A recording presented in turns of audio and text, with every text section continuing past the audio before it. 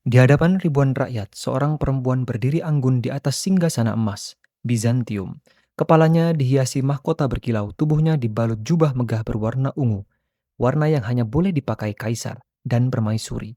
Dialah Theodora, permaisuri yang kelak mengubah wajah sejarah kekaisaran Bizantium. Namun jauh di balik kemegahan itu, masa kecilnya nyaris tak menyisakan harapan. Ia lahir dari keluarga miskin di Konstantinopel. Ayahnya, seorang penjaga hewan buas di arena hiburan kota, meninggal ketika Theodora masih kecil. Ibunya berjuang keras untuk memberi makan anak-anaknya. Kadang harus memohon belas kasihan, kadang harus menyerahkan putrinya pada panggung hiburan jalanan agar bisa bertahan hidup. Di ganggang becek dan penuh lumpur, disitulah Theodora tumbuh. Tapi ada sesuatu yang membuatnya berbeda sejak kecil. Sorotan mata yang tajam dan kecantikan yang bahkan kotoran jalanan tak mampu meredupkan. Orang-orang yang lewat kadang berhenti tertegun, seakan bocah ini membawa aura yang terlalu besar untuk tempat sekecil itu. Kecantikannya menjadi semacam pertanda. Pesonanya akan menjadi senjata. Ia masih anak kecil, namun dunia seakan sudah tahu gadis ini tidak akan selamanya terikat pada lumpur. Malam di Konstantinopel berpendar oleh cahaya obor. Di depan rumah-rumah megah para bangsawan, pesta berlangsung tanpa jeda. Musik kecapi berdesir, anggur merah mengalir deras di piala perak. Tawa para pria bercampur dengan bisikan penuh nafsu. Di sanalah Theodora muda melangkah, bukan sekedar hadir melainkan dipamerkan. Tubuhnya dibalut kain tipis berwarna safir, yang lebih banyak menyingkap daripada menutupi. Ia tahu betul setiap lekuk tubuhnya adalah dagangan, dan setiap gerakan adalah iklan hidup. Pria-pria mabuk menawarnya dengan tatapan seolah tubuhnya bisa diperdagangkan seperti emas atau sutra. Bagi mereka, ia komoditas, hiburan malam. Namun di balik senyum menggoda yang ia tebarkan, Theodora menyimpan sesuatu yang berbeda.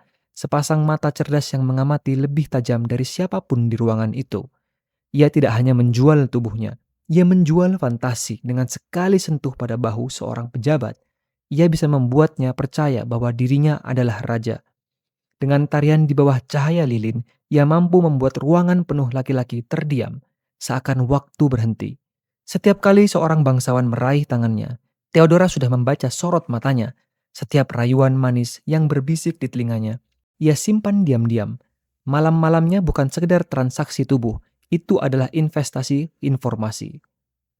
Di balik tawa genitnya, Theodora sedang membangun peta kekuasaan. Di balik sentuhan lembutnya, ia menyimpan rahasia. Di balik jualan tubuh yang dianggap hina, dia menyiapkan senjata politik paling berbahaya, yaitu pengetahuan tentang hasrat manusia. Theodora belajar dengan cepat. Harga dirinya bukan semata pada keindahan tubuh, tetapi pada kemampuannya memutar balik persepsi. Dari seorang perempuan yang dipandang rendah, ia menjelma menjadi pemain tersembunyi di balik pesta-pesta Bizantium. Sebuah bidak yang pelan-pelan menyiapkan diri untuk menjadi ratu di papan catur kekuasaan. Di balik denting kecapi dan gelas anggur yang beradu, Theodora belajar satu hal penting. Pesta hanyalah panggung sandiwara, dan setiap tamu adalah aktor dengan topengnya masing-masing. Ada pejabat tinggi yang tertawa lantang seakan dunia ada di genggamannya. Padahal sorot matanya menyimpan rasa takut kehilangan kekuasaan. Ada jenderal perang yang dipuja karena keberaniannya. Namun tubuhnya gemetar ketika Theodora berbisik lembut di telinganya. Ia tahu di balik jubah sutra dan cincin emas para pria itu rapuh. Hasrat mereka adalah celah, kelemahan yang bisa ditarik kapan saja. Malam itu, seorang bangsawan tua menatapnya dengan mata penuh birahi. Tangannya berusaha meraih, namun Theodora melangkah mundur dengan senyum yang nyaris tak terbaca. Gerakan kecil itu seolah menolak, namun tetap menggoda, membuat sang bangsawan semakin terobsesi. Ia rela mengeluarkan koin emas hanya untuk beberapa menit bersamanya. Namun Theodora tidak mengukur kekayaan hanya dengan emas. Ia lebih tertarik pada kata-kata yang meluncur saat pria itu mabuk. Pengakuan yang terucap tanpa sadar, rencana politik yang keluar begitu saja ketika ia berpura-pura mendengarkan dengan tatapan kagum. Setiap malam tubuhnya dijual, tetapi setiap malam juga pikirannya mengumpulkan harta yang jauh lebih berharga, yaitu informasi. Ia tahu siapa yang berselisih dengan siapa, siapa yang berhutang, siapa yang berkhianat, bahkan siapa yang merencanakan kudeta kecil di sudut istana. Theodora muda menjelma dari sekedar kortesan menjadi mata-mata tak resmi. Kecantikannya adalah pintu, sensualitasnya adalah kunci, dan otaknya itulah senjata yang perlahan menyalakan jalan menuju tahta. Namun permainan ini berbahaya. Satu kata yang salah, satu rahasia yang terbongkar, bisa membuatnya dilempar ke jalanan lagi. atau lebih buruk, mati di tangan orang-orang yang ingin menutup mulutnya. Tetapi di balik segala resiko itu, Theodora justru semakin yakin tubuhnya mungkin komoditas. Tetapi pikirannya adalah kerajaan yang sedang ia bangun dalam diam. Di balik pesta-pesta penuh anggur dan musik, di mana Theodora biasa menari dan menjual fantasi, suatu malam hadir seorang tamu yang berbeda, bukan bangsawan mabuk, bukan juga pejabat yang ingin melupakan beban tugas, melainkan seorang pria dengan tatapan tajam dan tenang, Justinianus, pewaris tahta Bizantium. Ia bukan laki-laki yang akan terbuai hanya oleh pinggul yang bergoyang atau kain tipis yang menyikap kulit. Tapi ketika Theodora melangkah ke dalam ruangan, membiarkan cahaya obor menari di lekuk tubuhnya, ia tak bisa mengalihkan pandangan.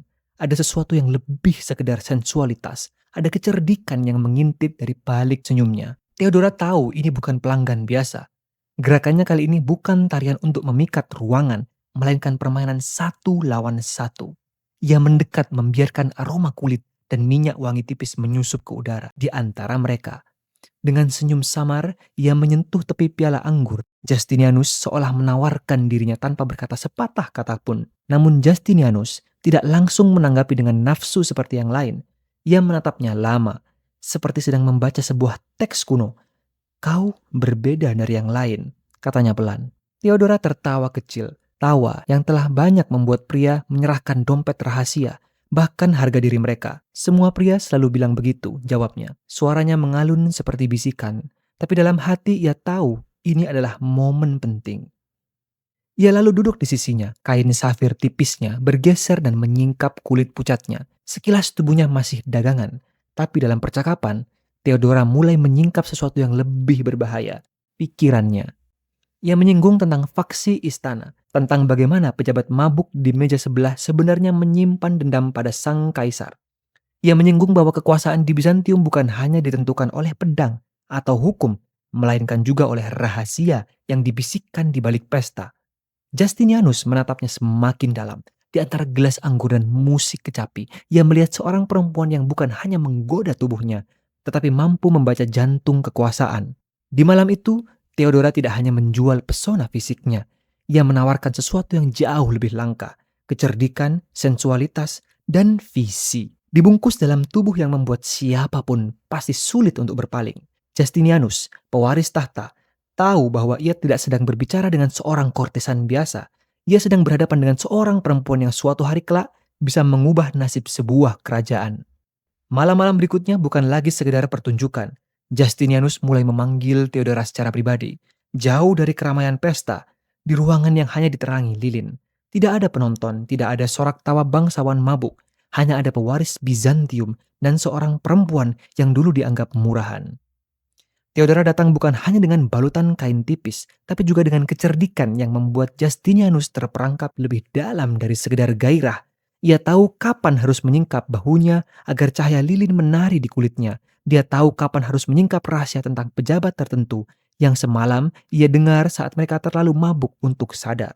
Hubungan mereka berkembang aneh, bercampur antara desir tubuh dan bisikan politik. Kadang Justinianus mencium bahu Theodora dengan penuh hasrat.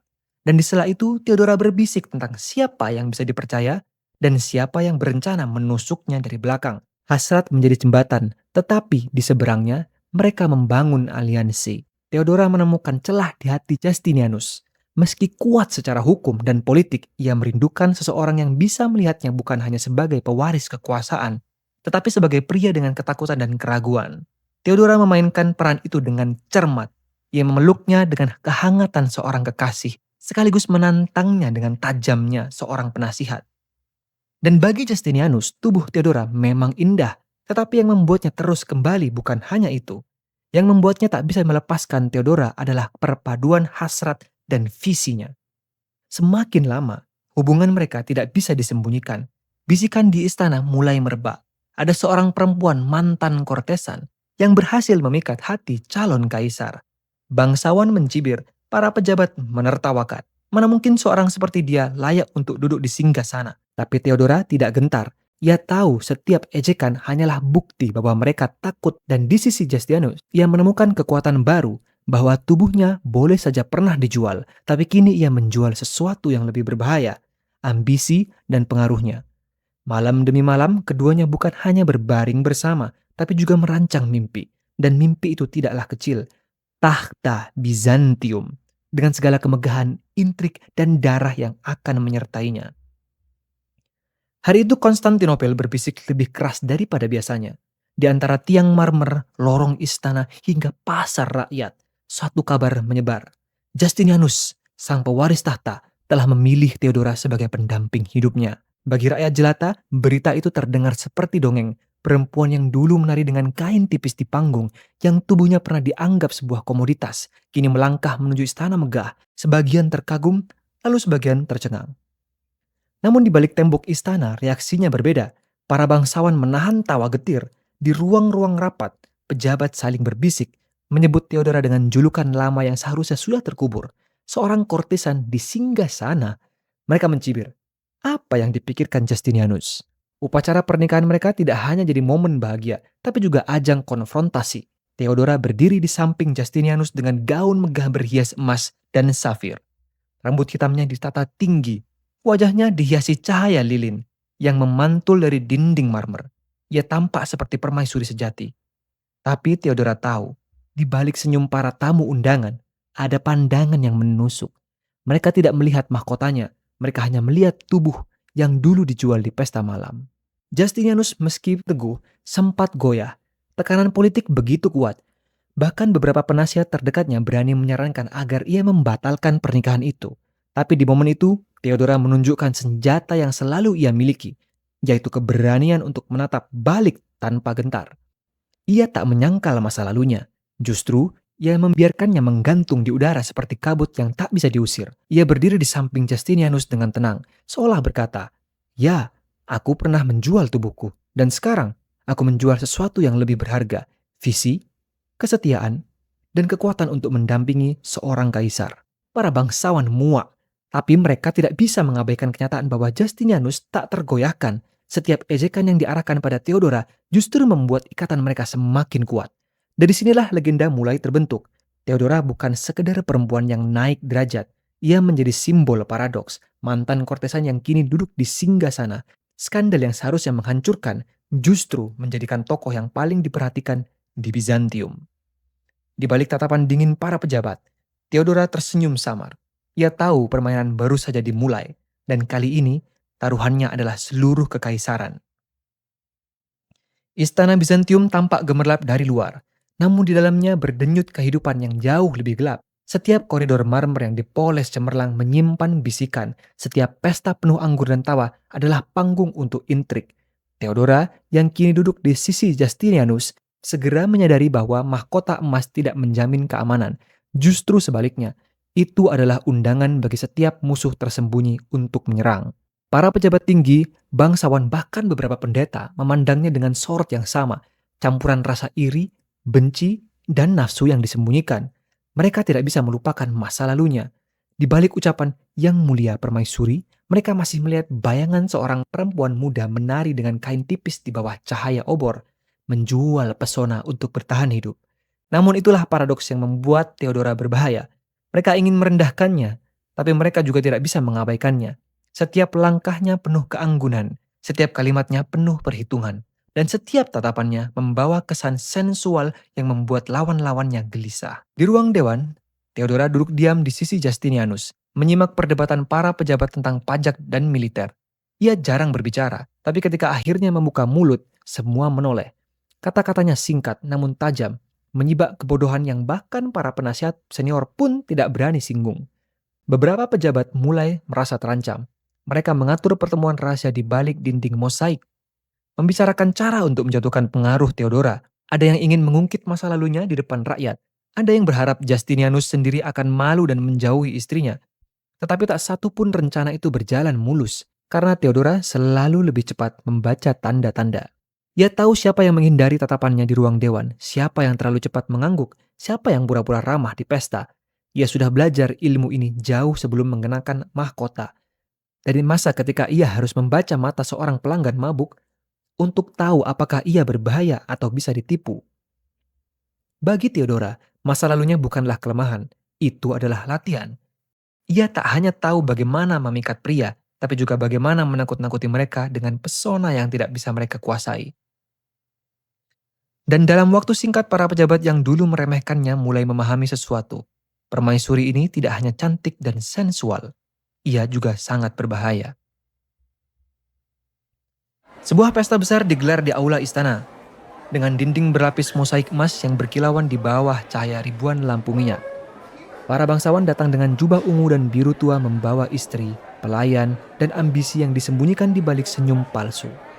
Musik kecapi berdenting, piala anggur beradu, dan tawa bergema, namun di balik semua itu, udara dipenuhi aroma persaingan.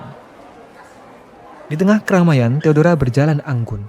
Gaun sutranya berwarna hitam keemasan, menempel pada tubuh dengan potongan berani yang memperlihatkan lekuknya. Setiap langkahnya seakan menarik perhatian semua mata. Ada yang terpesona, ada yang iri. Ada pula yang tersiksa oleh kenangan masa lalunya yang mereka ingin gunakan untuk menjatuhkannya. Seorang senator tua yang dikenal membenci pengaruh Theodora mencoba menjatuhkan komentar tajam di hadapan bangsawan lain. Menarik bukan?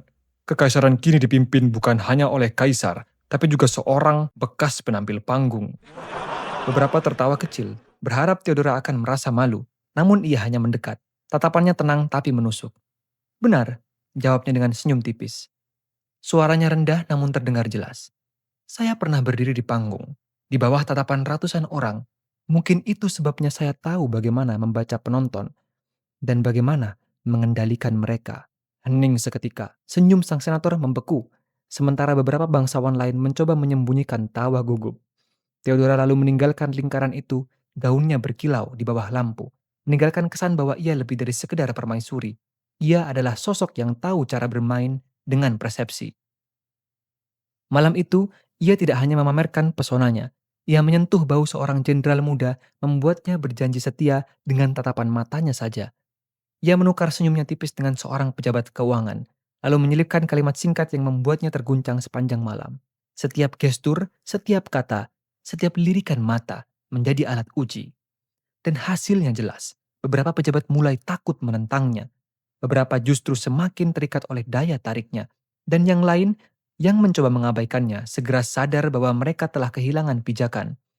Theodora tahu inilah awal dari permainan sebenarnya. Ia sudah membuktikan bahwa pengaruhnya tidak bisa diabaikan. Dari seorang perempuan yang dulunya dianggap hina, kini ia berdiri sebagai permaisuri yang bisa membungkam ruangan hanya dengan satu kalimat atau membuat seorang pejabat ragu pada dirinya sendiri hanya dengan satu senyuman. Malam pesta itu adalah peringatan bahwa Theodora bukan hanya bayangan di samping Justinianus. Ia adalah kekuatan yang hidup, sensual, dan berbahaya di jantung istana Bizantium. Di balik kemegahan istana Konstantinopel, lorong-lorong sempitnya menyimpan rahasia. Tidak semua orang bersorak di atas pesona dan kekuatan Theodora. Semakin sering ia menundukkan pria-pria berpengaruh dengan hanya senyum dan tatapan, semakin besar pula kebencian yang bersemi di hati musuh-musuhnya. Di sebuah ruangan gelap di bawah basilika, beberapa senator dan pejabat berkumpul. Api obor bergetar, memantulkan bayangan wajah mereka yang penuh amarah. Perempuan itu, desis salah seorang senator dengan rahang mengeras. Ia mempermalukan kita di depan orang banyak. Jika dibiarkan, ia akan menginjak-injak seluruh dewan. Seorang lain menambahkan, kekaisaran ini dipimpin oleh Justinianus, tapi matanya selalu menoleh ke arah Theodora. Ia mendengar bisikan istrinya lebih dari suara kita. Rencana mulai disusun. Fitnah, isu, bahkan kemungkinan meracuni pengaruh Theodora dengan mengungkit masa lalunya sebagai penari dan penghibur. Mereka tahu di masyarakat Bizantium yang syarat moralitas munafik, satu rumor bisa lebih mematikan daripada 1000 pedang. Namun Theodora bukanlah wanita yang mudah diintai. Nalurinya tajam, terasa sejak malam-malam kelam ketika ia menjual tubuhnya untuk bertahan hidup. Kini ia bisa merasakan perubahan suasana di sekelilingnya hanya dari cara pelayan menundukkan kepala terlalu cepat atau cara seorang pejabat menghindari matanya. Suatu malam, ia berdiri di balkon istana, memandang lautan obor kota Konstantinopel yang berkelip seperti bintang. Justinianus berdiri di sampingnya, membicarakan rencana hukum baru yang ambisius. Namun Theodora mendengarkan dengan separuh telinga. Perhatiannya tertuju pada bisikan lain yang ia dengar lewat jaringan informan rahasianya. Mereka mengatur pertemuan lagi, lapor seorang pelayan setianya. Bicara tentang menodai nama Anda, mereka ingin membuka luka lama, menjadikannya senjata. Alih-alih gentar, Theodora tersenyum samar. Angin malam meniup rambut hitamnya, membuatnya tampak seperti siluet Dewi di bawah cahaya rembulan. Biarkan mereka mencoba, katanya pelan. Mereka lupa bahwa rahasia mereka jauh lebih kotor daripada milikku. Dan aku sudah mengumpulkannya satu persatu. Karena setiap malam pesta, setiap bisikan nafsu, setiap kelemahan pria yang pernah jatuh di pelukannya, semuanya ia simpan. Itu bukan sekedar kenangan, melainkan amunisi. Sensualitas Theodora bukan lagi sekedar alat bertahan hidup. Semua itu kini adalah jaring laba-laba. Indah, memikat, namun mematikan bagi siapapun yang terjebak di dalamnya. Musuh-musuhnya boleh merencanakan serangan, namun Theodora sudah selangkah lebih maju. Theodora tahu kekuasaan bukan hanya soal siapa yang duduk di singgasana, melainkan siapa yang mengendalikan cerita tentang singgasana itu. Masa lalunya sebagai perempuan jalanan, penari, bahkan kortesan selalu mengintai dari bayang-bayang. Musuh-musuhnya menyebarkan desas-desus bahwa permaisuri hanyalah wanita murahan yang kebetulan dipilih kaisar. Mereka berharap aib itu cukup untuk meruntuhkan martabatnya. Namun Theodora paham satu hal. Jika kau tidak bisa menghapus masa lalu, maka kau harus mengendalikannya. Ia mulai menata citranya dengan rapi. Di hadapan rakyat, ia tampil bak Dewi Agung yang penuh karisma. Gaun-gaun megah yang ia kenakan selalu dipilih dengan cermat.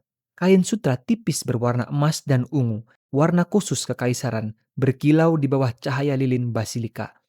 Mahkotanya tidak sekedar perhiasan, tapi simbol otoritas yang menutupi bisik-bisik hinaan. Setiap langkahnya di panggung publik adalah drama. Ia masuk ke basilika dengan gerakan anggun, kepalanya tegak, tatapannya lurus. Rakyat menunduk, bahkan mereka yang diam-diam membencinya, karena pesonanya terlalu kuat untuk diabaikan.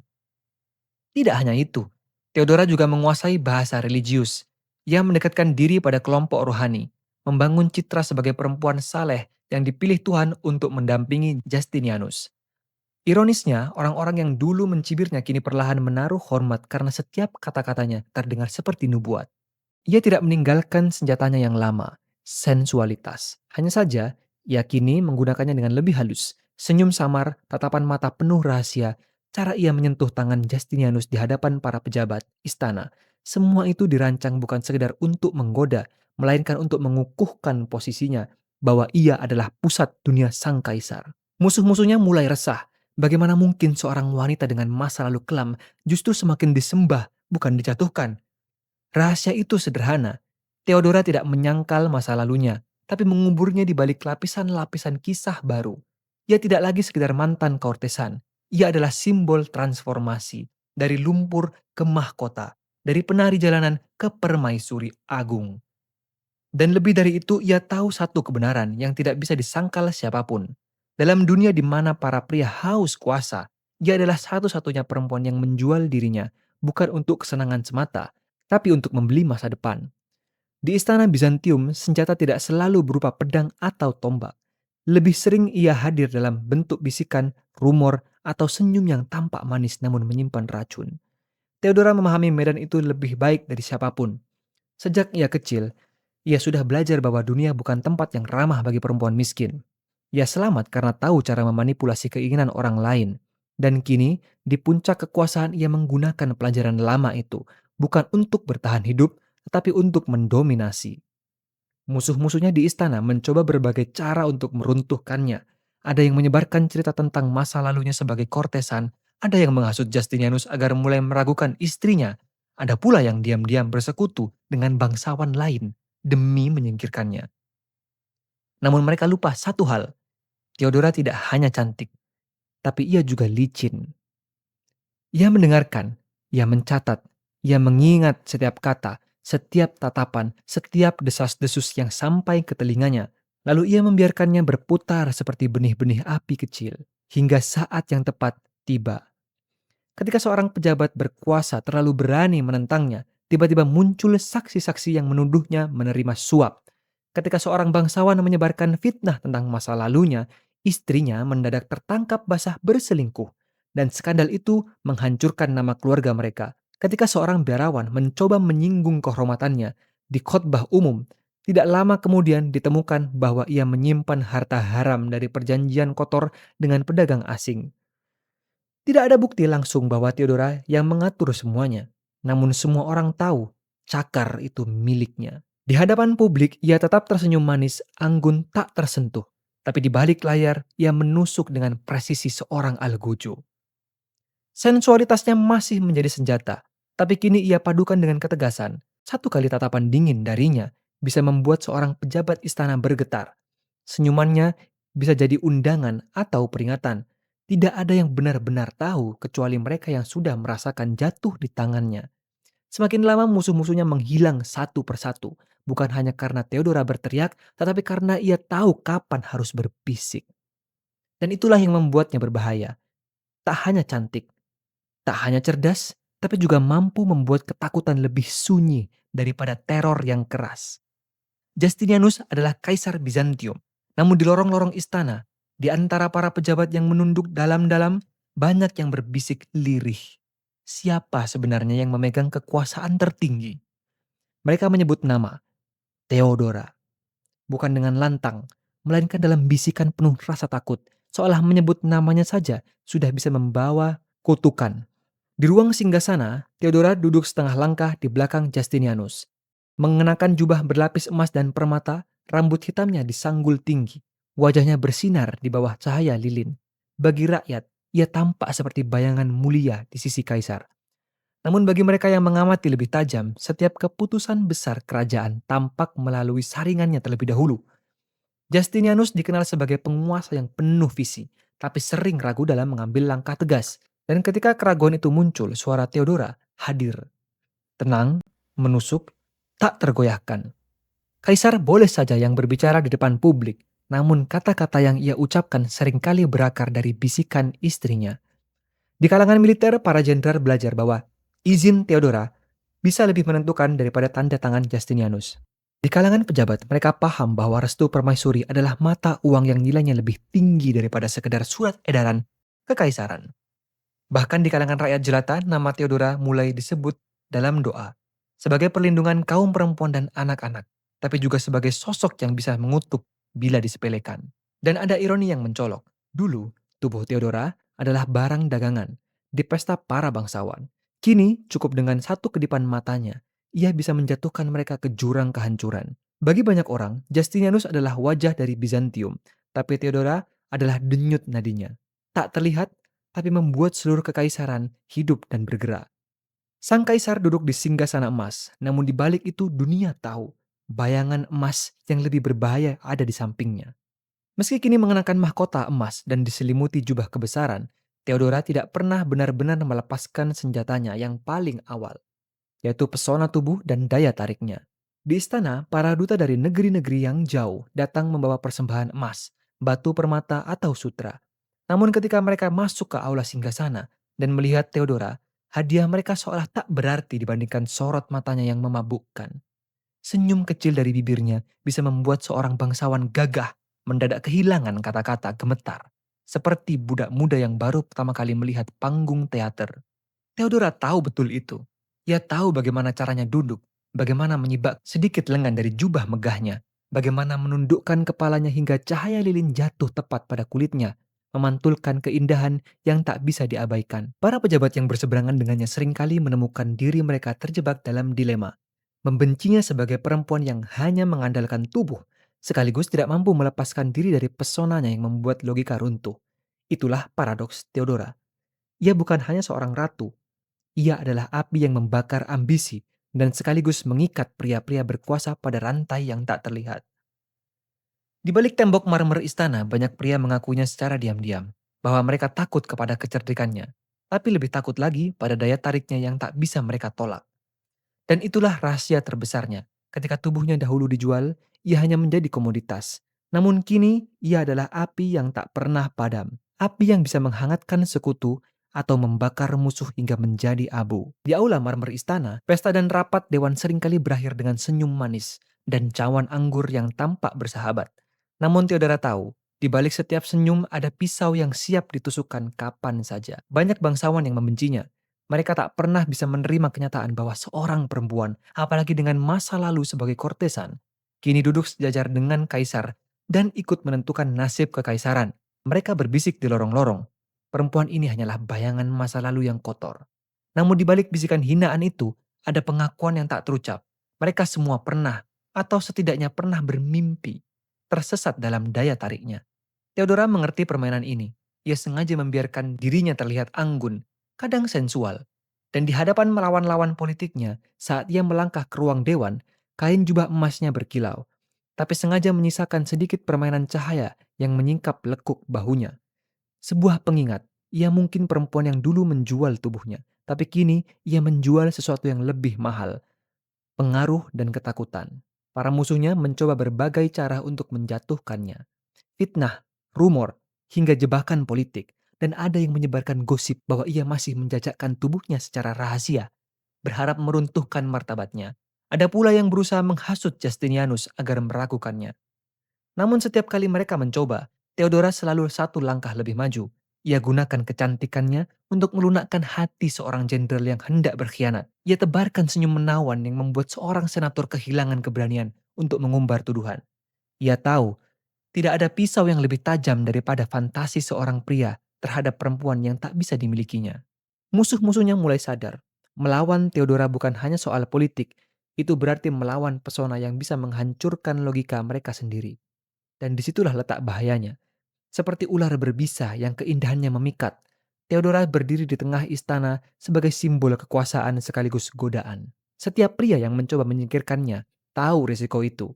Mereka bisa kehilangan segalanya. Bukan karena perang terbuka, tapi karena satu senyum, satu tatapan, satu kalimat manis yang menusuk jauh lebih dalam dari belati. Istana Bizantium tampak megah dari luar. Pilar marmer menjulang, mosaik emas berkilau, dan aula luas yang dipenuhi wangi dupa. Tetapi di balik gemerlap itu, bayangan mengintai. Intrik politik tidak pernah benar-benar tidur. Dan Theodora tahu, setiap langkahnya diawasi. Para pejabat tua yang iri, para bangsawan yang merasa terancam, bahkan sebagian pendeta yang tidak bisa menerima bahwa seorang mantan aktris ini kini duduk sejajar dengan kaisar. Semua berbisik di lorong-lorong gelap. Mereka menunggu kesalahan kecil, celah yang bisa menjatuhkan permaisuri. Namun Theodora sudah terbiasa hidup di dunia penuh mata yang menilai. Dahulu tubuhnya jadi tontonan, kini pikirannya jadi sorotan. Ia melangkah anggun di ruang dewan, seolah tidak terganggu, tetapi tatapannya selalu tajam, penuh perhitungan. Di balik senyuman lembut, ia tahu siapa yang bersekutu, siapa yang hanya pura-pura. Ia membaca wajah-wajah yang duduk di meja panjang itu sama seperti dulu ia membaca tatapan para pria mabuk yang menawarnya di pesta.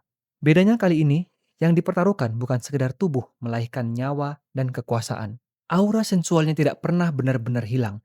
Bahkan ketika ia berbicara tegas soal hukum atau strategi, ada pesona tak kasat mata yang membuat lawannya sulit sepenuhnya menentangnya.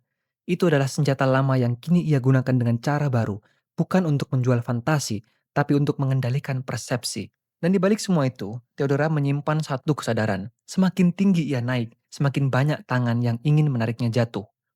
Suatu malam kabar gelap berhembus ke istana. Sekelompok bangsawan dan jenderal bersekongkol, berniat melemahkan Justinianus lewat fitnah, bahkan menggoyang kursinya sebagai kaisar. Bisikan itu menyebar cepat di kota, seperti api kecil yang bisa membakar seluruh Konstantinopel. Justinianus, meski cerdas, sempat ragu. Tekanan dari segala arah membuatnya bimbang, tetapi Theodora tidak memberi ruang bagi ketakutan. Ia berdiri di hadapan suaminya dan para penasihat. Wajah diterangi cahaya obor yang bergoyang di ruang dewan. Kata ini bukan mainan, katanya dingin. Jika mereka ingin menantang kita, maka hadapi dengan ketegasan.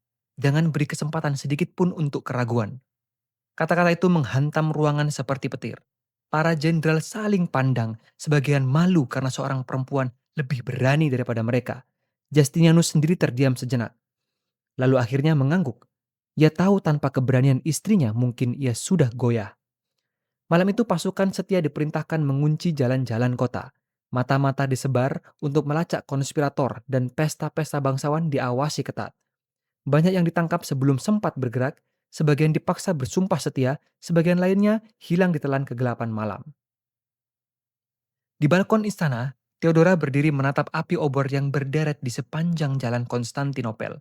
Dari kejauhan kota tampak tenang, tetapi ia tahu di bawah permukaan bara pemberontakan selalu ada. Bayangan masa lalunya, malam-malam ketika tubuhnya dijual untuk bertahan hidup, kini terasa jauh, namun justru menjadi pengingat.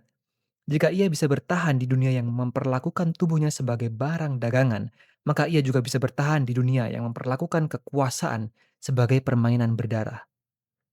Dengan senyum samar, ia berbisik pada dirinya sendiri, "Selama aku berdiri di sini, Bizantium tidak akan tunduk." Meskipun berada di puncak, ancaman tidak pernah hilang. Beberapa pejabat yang tidak menyukai pengaruh Theodora terus berbisik merencanakan skema untuk melemahkan posisinya. Namun pengalaman masa mudanya, mengenal tipu daya, membaca hasrat manusia, dan memahami ketamakan, memberinya keuntungan.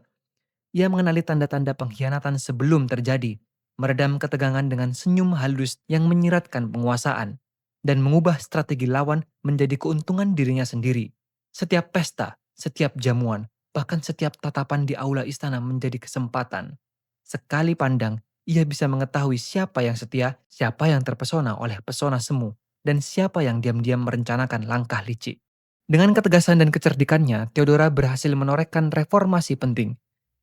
Hukum yang memperkuat hak perempuan, perlindungan anak yatim, dan peraturan untuk membatasi penyalahgunaan kekuasaan menjadi bagian dari warisannya. Rakyat menyebutnya legenda hidup. Dari jalan-jalan Konstantinopel hingga lorong istana, namanya menjadi simbol keberanian, kecerdikan, dan kekuatan wanita. Ia bukan hanya mantan aktris dan perempuan dari jalanan ataupun kortesan.